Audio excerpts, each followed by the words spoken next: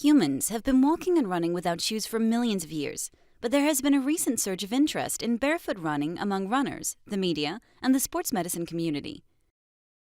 There are runners that believe that everyone should run without shoes because it is more natural for our bodies.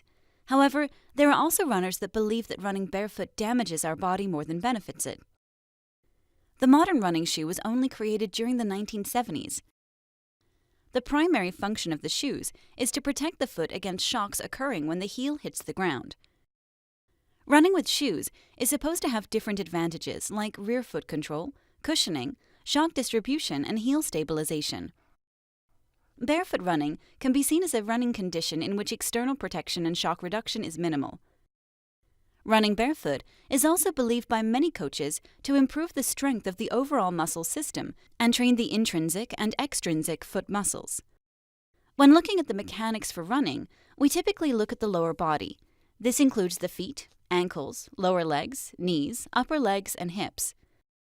The feet and ankles contain more than 100 muscles. The foot is made up of the toes, forefoot, midfoot, and hindfoot. During running, the feet pronate and supinate to help with absorption of impact during foot strike. The ankles dorsiflex and plantar flex when the foot strikes the ground to push our back leg forward.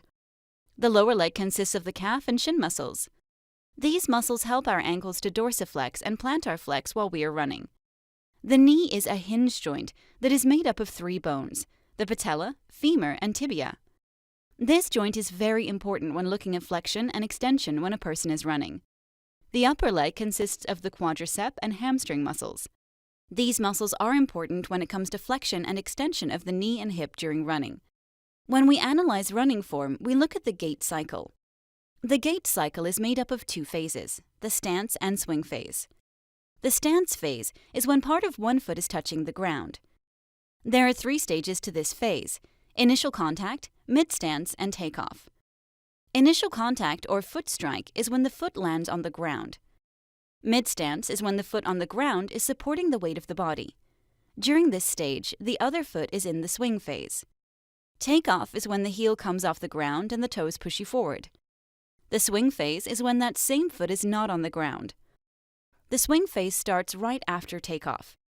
The first stage of swing phase is initial swing, which is from takeoff to the top of the back kick. The second stage is mid-swing, which is when the back leg is moving forward past mid-stance to become the lead leg. The final stage is terminal swing, which is when the now lead leg is moving towards the ground for initial contact. All of these mechanical factors of running were examined through the following procedure. A more detailed version of the procedures for this study are included in the paper portion of the project. Students were asked to run for 2 minutes at their steady state, with and without shoes on. Steady state is an unchanging physical process that remains the same even with change. The students were video recorded from a variety of angles to help show different angles of joints and landings of both sides of the body.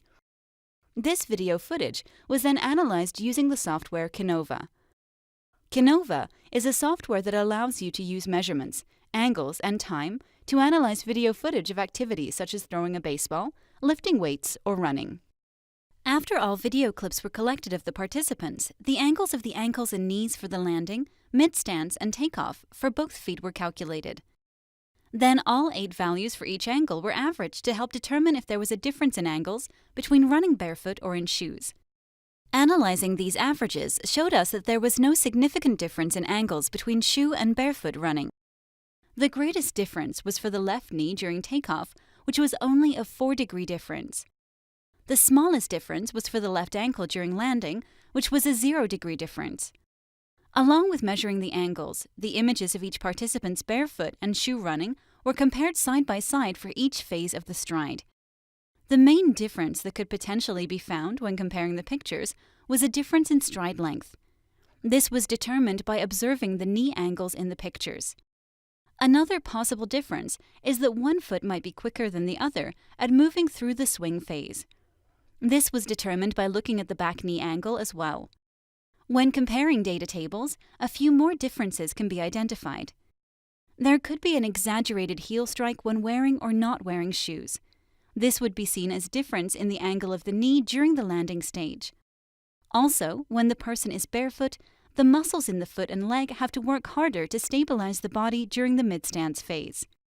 With these results, there might have also been a few errors that may have occurred. When capturing images to analyze using the software, some of the images were blurry. This could skew the angle measurements. Location of the treadmills was also a big issue. There were other machines near the treadmill that would get in the way. Treadmills would not be working, and there was not enough space around the treadmill to record the participant running completely. This could skew the measurements of the angles and interfere with location of the segments of the angles. Past or present injuries that the participants had or have could also play a part in affecting the data collected. Depending on what muscles or body parts the injury affected, different stages of the gait cycle are also affected. Overall, there was not a significant difference between running barefoot and running with shoes on. Running with shoes on helps support your foot and eases the impact of landing on the foot and leg. Running barefoot helps strengthen the muscles within the foot and ankle. With all these benefits that come from both ways of running, runners should utilize both ways to help improve their form.